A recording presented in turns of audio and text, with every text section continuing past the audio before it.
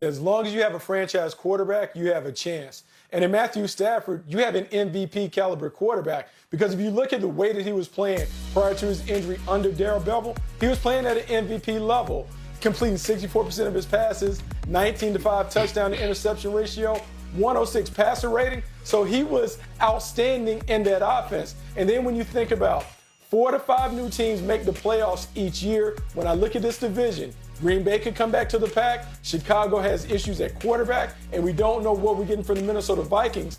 If the Detroit Lions can get the 10, the magic number is 10, they absolutely can find their way into the playoffs.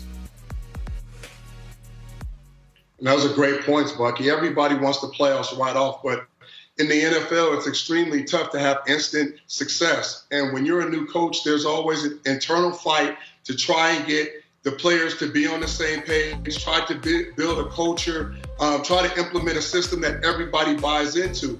First of all, you got to have the right players on the roster, and he's been doing that over the last couple of years. If you don't have the right players, it doesn't really matter how great of a coach you are. And then you got to have the coaches on the same page that can see, that can execute, prepare, and explain the game like you've seen the game. Matt Patricia has had a lot of success. He's won multiple Super Bowls. He's coached at a high level. He's won on a high level. He's coached some great players in the past, and he's coached a lot of different players in a lot of different systems.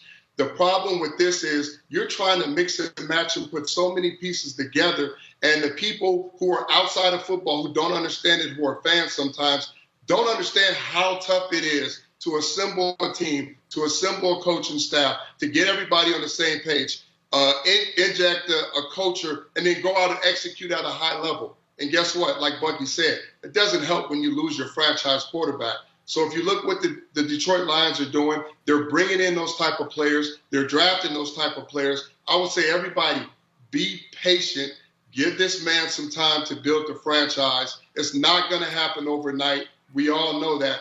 This was not a team before he took over. They were not a good football team before he took it over. I've seen them compete and play at a high level, and being down there and talking to a lot of those players, I know they want to win. I know they work hard. So let's just give them an opportunity to do that.